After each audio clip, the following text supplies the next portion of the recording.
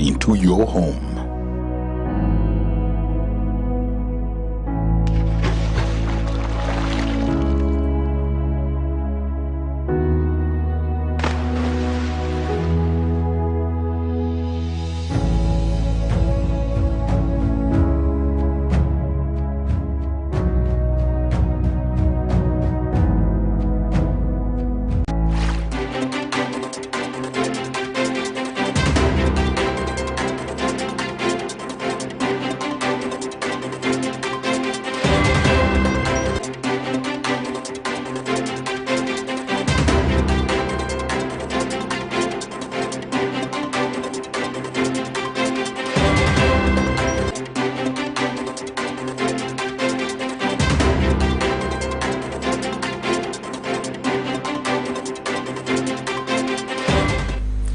Good morning, and I welcome you to today's press review program here on Luntha Television. Today is Friday, May 20th, 2022.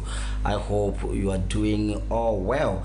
Alright, so today you're with me, King Major Kamwendo, and I'll be taking you through two newspapers, the Daily Times and the Nation newspaper. To begin with, I will start with the Daily Times. On the very front page, there's a story, red flag on AIP. That's the headline, a very big one on that matter. It has two captions. The first one, UN sees mounting pressure on program and changing foreign prices pose threat. So that's a story to do with AIP. That's the headline and sub-headline. But partly the story says the United Nations UN has said mounting global fertilizer prices will likely affect the flagship affordable imports program AIP. UN Residence Coordinator Maria Manuel Gomez do Vale Ribeiro was speaking in Lilongwe during a Malawi government UN joint strategy meeting.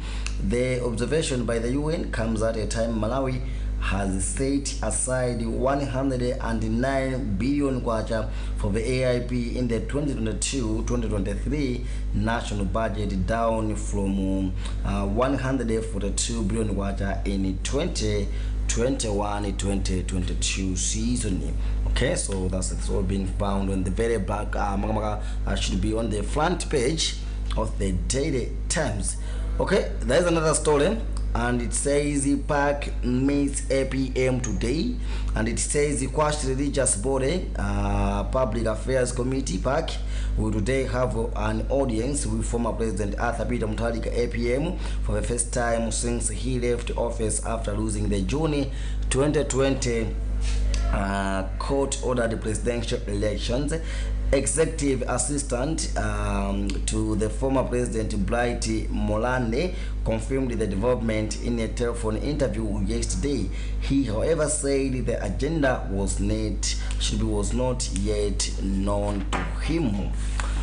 Okay, and on the second page, there's a story, and it says the state wants Sadala remanded for 14 years, and that's the headline.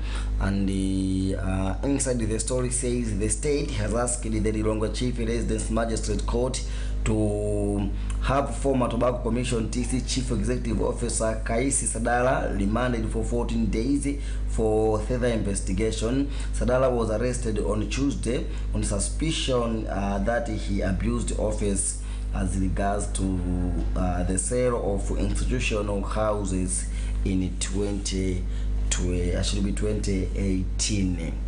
Okay. I have another story on the third page of the Daily Times, and this one says Pare calls police chief on motorists, and the story says the Parliament's Committee on Transport and Public Infrastructure says it will summon Malawi Police Service Inspector General IG General Kainja over George Kainja over the post that there is a sour relationship between traffic police and the motorists. The committee said the decision to engage the IG has come about after observing that there are increased cases of physical confrontation between motorists and traffic police officers who enforce laws on the road. Okay, do I have another one in as far as local sports is concerned? The Daily Times. Let me see. Let me take this one before I move on to business pages. 5 arrested over Borero arson, and it says police in the northern region have arrested 5 of having suspected to have had a hand in the violence that ensued at Borero in Luntha district after the insurrection of Bongororo Gondwe as the Temba Lamatemba Chikulamayembe 13. The suspects were arrested on Thursday night after the police laid some houses at Borero Trading Center. Okay, now turning to the business pages in as far as the Daily Times is concerned of today, Friday, May 20th. There is a story. SMEs lament slow arrears settlement, and it says micro, small and medium enterprises MSMEs have lamented delays by the government in awarding contracts to suppliers due to bureaucratic process. The SMEs through their mouthpiece, the National Association of Small and Medium Enterprises, NASIM, also delay settlement of services arrears by the government. A thing they say is should be frustrating beneficiaries of the MSME participation order of 2020. And IMF's ECF save Malawi with a question mark. That's another headline as far as the Daily Times is business news is concerned. And the story, it says empty shelves, drug shortages, and the shutting down of travel agents are some of the immediate challenges that have engulfed Malawi in recent weeks as the country grapples with an acute shortage of foreign currency. Ironically, this is happening right in the middle of the sales of the Malawi's foreign exchange in tobacco. Despite the conspicuous shortage of forex, the official exchange rate has remained stable at around 825 kwacha to the dollar, while the black market rate continues to run away at 1,000 to 1,100 kwacha to the greenback. Okay, I have another one which says the Minister for 24-hour industrial sites, and it says Minister of Labour Vera Kantukule has emphasized the need to support micro-industrial sites in the country's cities to allow them to operate around the clock to enhance skills transfer and on-the-job trainings among the youth. She said this will help create the much needed jobs in the country. Okay, quickly let me see some of the. I'm looking for arts and culture stories. If I do have some stories, it seems like in the Daily Times of today there is no arts and culture. For that, let me quickly turn to the very back page now for local sports, and there's a big headline, sidelined again. That's a headline, and it has a caption: Gaba left out of Pirates CAF Confederation Cup final squad. And partly the story is saying Malawi national football team striker Gabadinho Mohango's dreams of playing in the final of the CAF Confederation Cup have gone up in the smoke after his South Africa DStv Premier League side Orlando Pirates left him out of the squad for tonight's showdown against Morocco's RS Bakene in Uyo, Nigeria. Pirates are preparing in their fourth continental final after defeating Libya's Al Ahly Tripoli 2-1 on aggregate, and the Buccaneers coach Mandra Ntsikazi announced the names of members of his squad on Wednesday, and Muhango's name was should be conspicuously missing despite scoring during post-match penalties against Tanzania side Simba in the quarter-finals. Okay, I'll turn back to the very back page again because there is another story. Kwendeni Hammers relocate to Lumpy Stadium, and the story says the 2021 FDH Bank Cup runners-up Kwendeni Hammers have dumped Mzuzu Stadium as their home venue in favor of Lumpy Stadium for their remaining first round TNM Super League assignments. Hammers patron gifting Kandawire said the decision was taken because of poor gate revenue collection at Mzuzu Stadium. Kandawire said they had agreed with Lumpy District Council to contribute towards construction of the stadium terraces. Okay, moving on, Maduka for PSL Top Award, and it says loyal AM's Malawian coach John Maduka has been nominated for the 2021-2022 Test TV Premiership Coach of the Season Award. South Africa's Premier Soccer League PSL announced the list of nominees yesterday. Maduka faces a strong competition for the award from the Mamelodi Sundowns, the Jew of Maboba Nkwiti and Lurane Mokwera, and Cape Town City's Eric Tinkra. Okay, and moving on, let me take this one. Marinika satisfied with preparations, and part of the story is saying Malawi national football team head coach Marian Marinika has expressed satisfaction with preparations for the 2023 African Cup of Nations AFCON qualifiers. The Flames face Ethiopia on June 5th at Bingu National Stadium in Group D of the qualifiers before lining up against Guinea on June 9th. Let me quickly move on to international stories in the Daily Times. Rangers fans left devastated, and the party the story says Rangers fans have been left devastated after their team lost the Europa League final to Eintracht Frankfurt on penalties. The match ended 1-0 after extra time before the the German side beat Rangers 5-4 in a shootout in Seville.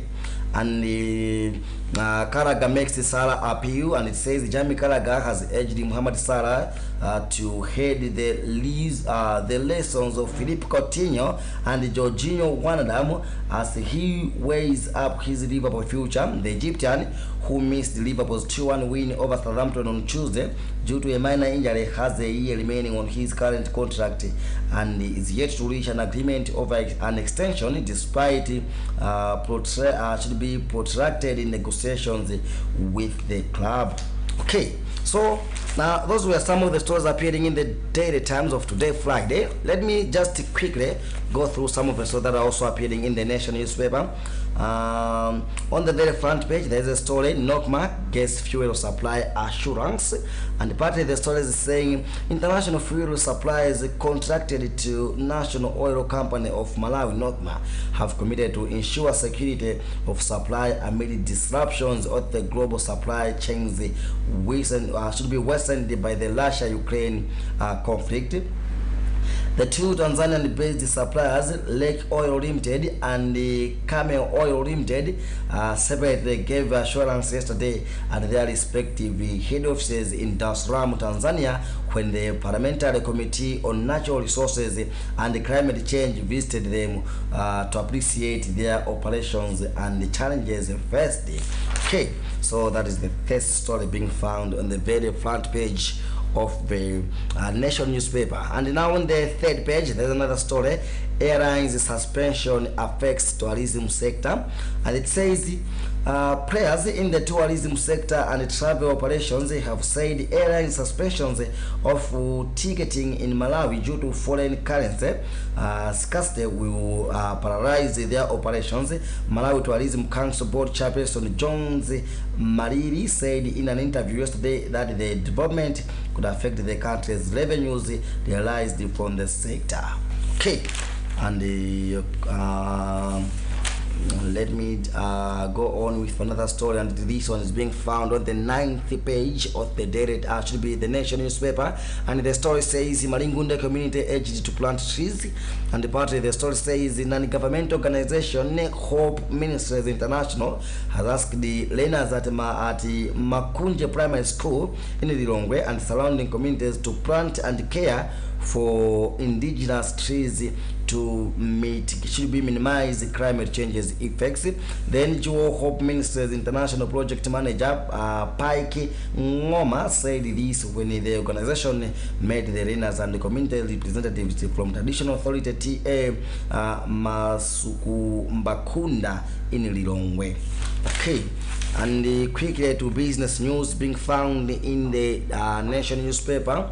Ministry holds 124 million kwacha investment in clean agriculture, and part of the story says Minister of Natural Resources and Climate Change says good management of empty practices should be pesticides containers is key towards achieving Green Farms agenda in line with the Malawi 2063 and the United Nations Sustainable Development Goals. The Minister's Principal Secretary Yanira Ntupanyama said this on Wednesday during a launch of the $150,000 which is about 124 million Malawi kwacha empty pesticides container management facility owned by Farmers Organization Limited, FOL. And with that, let me go through some international stories.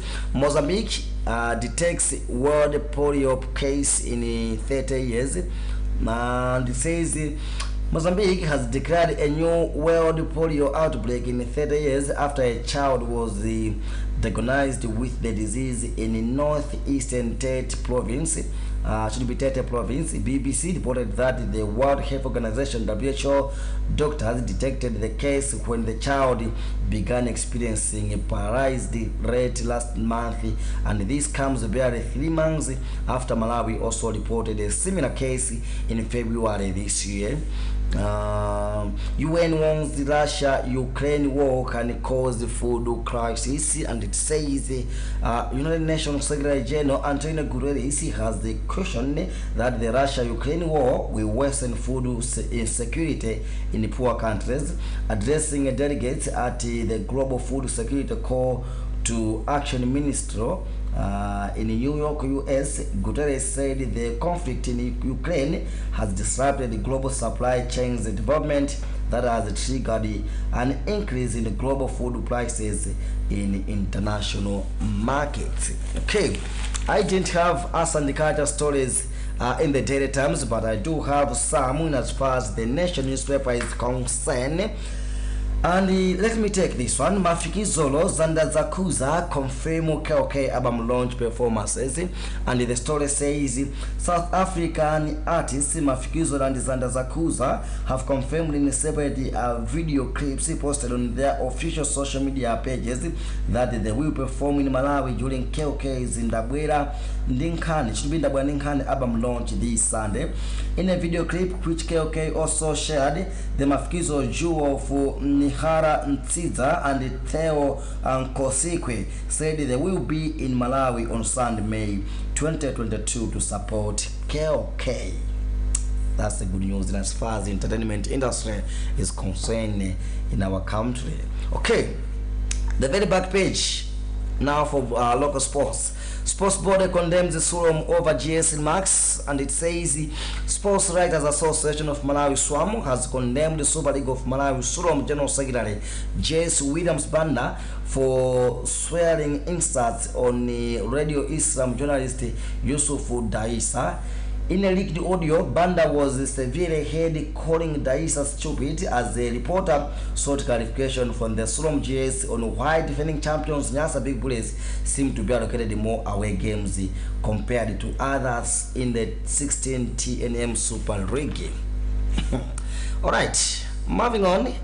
FDH donates 5 million kwacha to professional golf tourney, and the party, the story says the FDH Bank has donated 5 million kwacha towards the Professional Golfers Association of Malawi Championship scheduled for May 26th to 28th in Lilongwe.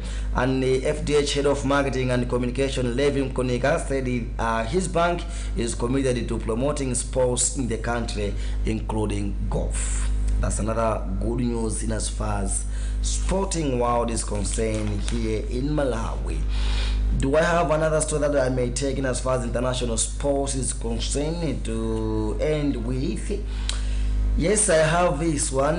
Guai refuses to wear PSG shirt, and Paris Saint-Germain Idrissa Guai refused to play in a match to avoid wearing a rainbow symbol in support of LGBTQ plus rights, BBC Sports understand. The 32-year-old former Aston Villa and the Everton midfielder was absent from Saturday's 4-0 win over Montpellier.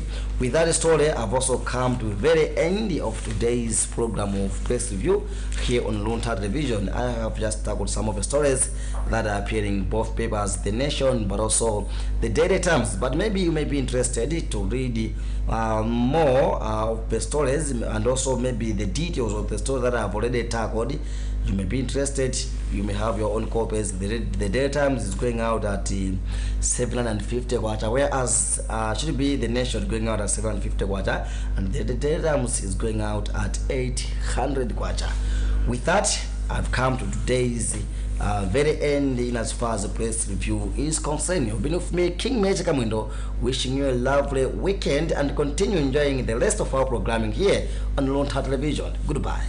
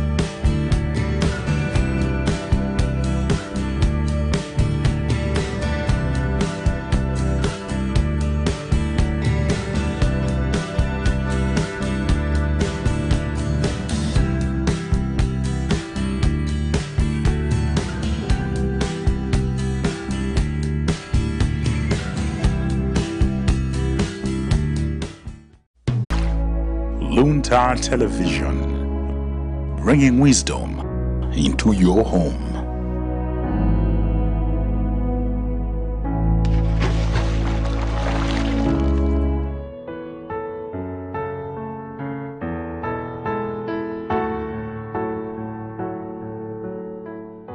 AMECEA was founded in order to compare notes on pastoral issues, on the catechesis, on liturgy, on theology, and the way of being as Catholics. And it's very important, and we see that different offices at AMECEA, of pastoral, of communication, then human integral development, and social issues and peace. So up to 2018, our plenaries were coming after 3 years. But now we extended to 4 years. So 18 to 2022, that's 4 years. And we shall have the plenary session that is coming forth, which is the 20th AMECEA plenary session in Tanzania. And the coming here for the executive board meeting is a way of looking at loose ends and ensuring that we tighten everything and we get ready for this important meeting of living together as families in the AMECEA region. It's a very important meeting. It accords us the opportunity of interacting with our brothers and sisters, to compare notes on our successes, challenges, and failures of pastoral nature, and being as one church in the Roman Catholic Church. So this is where we are, and this is what we are doing. You know, whenever we have the plenary session, we generate resolutions that drive the agenda of the next epoch, that is 4 years. So at those resolutions, we want to see how the different Episcopal conferences of the member countries are going to respond to them and do the implementation. So the Catholic Secretariat of AMECEA is the search engine, is the nerve center that rejuvenates the approach and the implementation of these resolutions, so that all of us who are members, we attend to them and we implement what we resolved to do for ourselves in the advancement and efforts of evangelization in our region. So this plenary session, it helps us to come together as bishops and also priests and religious and the lay faithful to look at ways on how we have responded, how we have fared, and how we have lived our calling as members of AMECEA. What influenced our theme this time of the environmental care and the integral human development is the encyclical of Pope Francis, Laudato Si. Laudato Si has a significant meaning to Pope Francis and wants to share this with the entire world. And I think it's a felt need, and it was provisional by the power of the Holy Spirit. You know, Pope Francis takes his name under the inspiration of the Seraphicum Father, St. Francis of Assisi. St. Francis of Assisi, in one of his canticles, he praised God for the gift of human nature and the gift of the environment.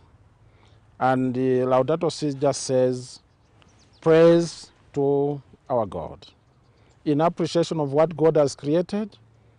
And this is much more depicted from the Genesis narrative stories of creation, where God on the first day created this up to the 60th day, and then he rested. And for every creation, God decreed it was good.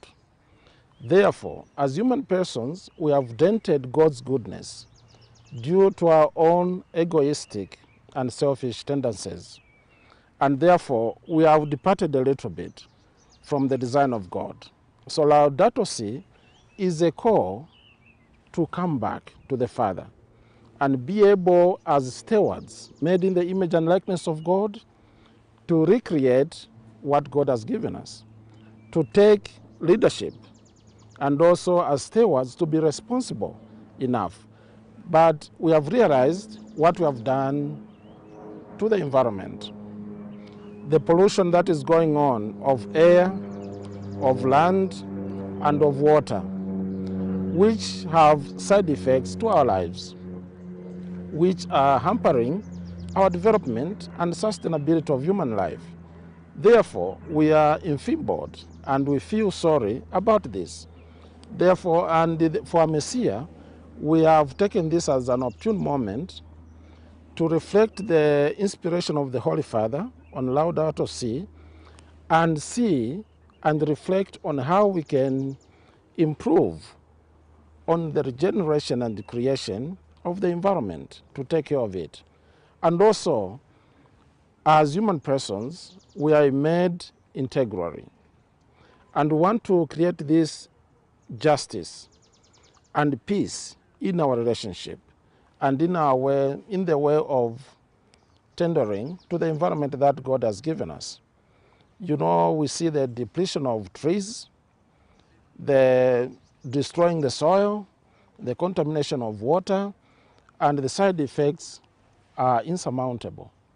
So we would want to slow down and say sorry. So in this plenary, we would want to focus our energies and also take that as a means of evangelization, to work with the civic authorities, leaders who are running our countries, to protect the environment that God has given us, to help in generating it using means that are helpful, means that restore the environment.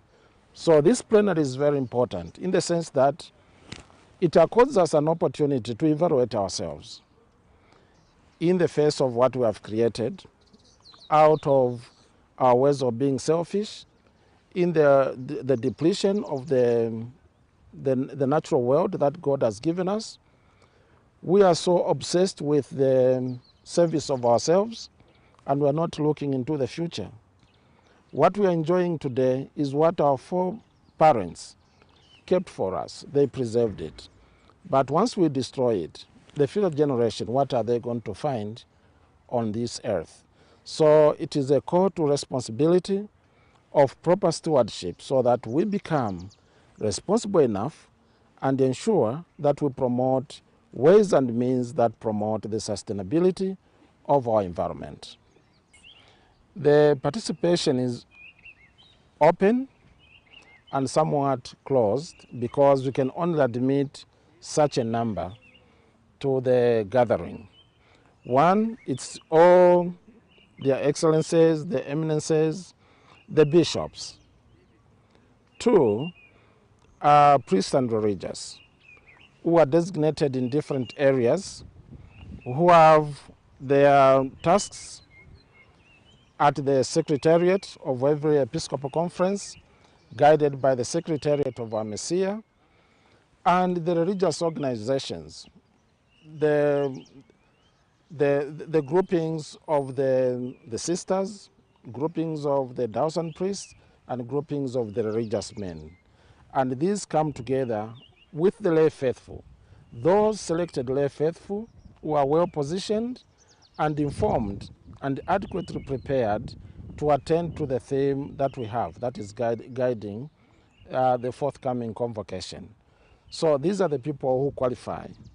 And we are talking about 150 dioceses in the AMECEA region, and some dioceses have the auxiliary bishops. So by and large, we can say about 130 to 160 bishops, then priests and religious, those I mentioned, who are well designated and given the task in the governance of the church. And of our lay people, you know, the laity, we have the three groups there. The Catholic Organization for Women, Catholic Organization for Men, and the Catholic Organization for the Youth. And the youth has three spots there. We have the Holy Childhood, we have the young youth, and the adult youth. So I would want to hear from them and compare notes together in the name of our Lord Jesus Christ so that we remain relevant to the core of His Holiness in Laudato Si and create justice for the preservation of our environment. The selection is by and large done by the different groupings that I've mentioned, have there also their tenure of office. Much more we are focusing on those who are in office today. AMECEA, which is the religious organization for the sisters in Eastern Africa, they have the new leadership that they ushered in. So those are our point of contact. Then the Association of Catholic Clergy, the diocesan priests, and then the Association of the Religious Men, involving the priests and the brothers. And then the leadership of the laity. So these groupings that are coming to this special meeting are designated by the office that they are serving. And that is what motivates the membership. We are hoping that an organization like you, my brothers and sisters, the Capuchins, and the associate members of the Capuchins, and their studios, and the AMECEA Media Secretariat, where we have Father Kaofa, Sister Jacinta, and the rest, and other organizations that are running media houses, that they are prompted by this invitation and come and cover the event live. We hope that we can also stream the activities so that across our region and our globe, they come to the knowledge of what our meeting is all about. So that is, I think, our way of looking at matters, so that the meeting that would only allow a certain number, their deliberations are shared with the entire world. We are happy with the technology in the media that we can easily accomplish that. So that is our way of looking and our projection. What we came here for the executive board meeting is one of the ways of participating. So we have a build-up.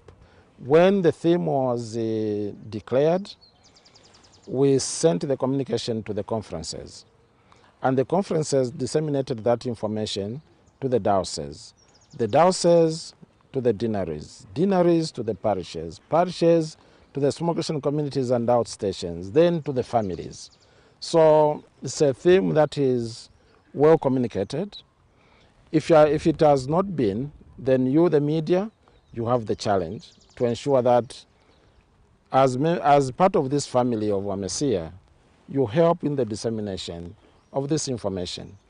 And the leadership that has been elected in the different conferences are coming with this backup. And they are bringing their expertise and the information that they have gathered to the fore so that we discuss. So the plenary is a culmination of these processes of consultations that are building up into the climax of holding the actual 20th plenary session for AMECEA. As AMECEA chairman, my office is here in Nairobi, Kenya. Any disruption of peace in Kenya affects me greatly. And as Africans, by and large, Kenya is our city. I mean, Nairobi is our city, and Kenya is our country. And we relate with the country of Kenya with love. Therefore, as we prepare for the forthcoming general elections, we do not want the repeat of 2007. That was very embarrassing and a disgrace of the highest order of ourselves. Start fighting as family members, coming from the same house, and you destroy one another, you kill one another, you destroy the little that we have created for the enhancement of our economies. So Kenyans, you have the responsibility. This time around, we will not leave you. Be responsible, continue to create Kenya and Nairobi and all the towns of Kenya with that conducive and serene environment.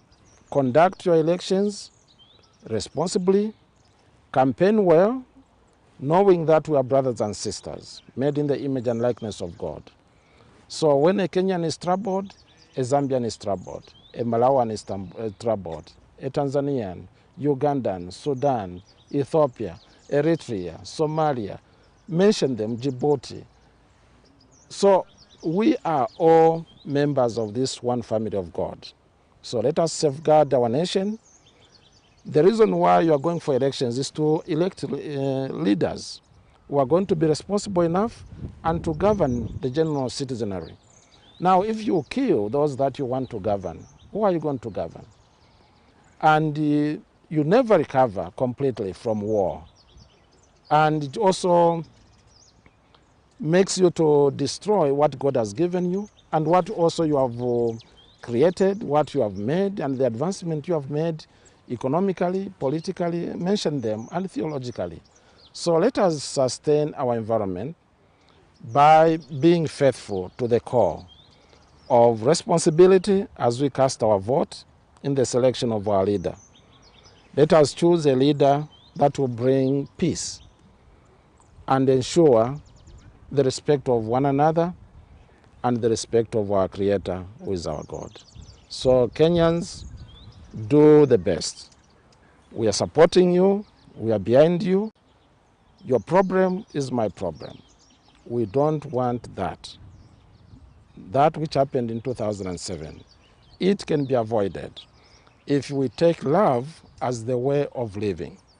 And I think that is my, my advice to Kenyans and the political leaders who are aspiring for office, that we remain peaceful and be just in our dealings.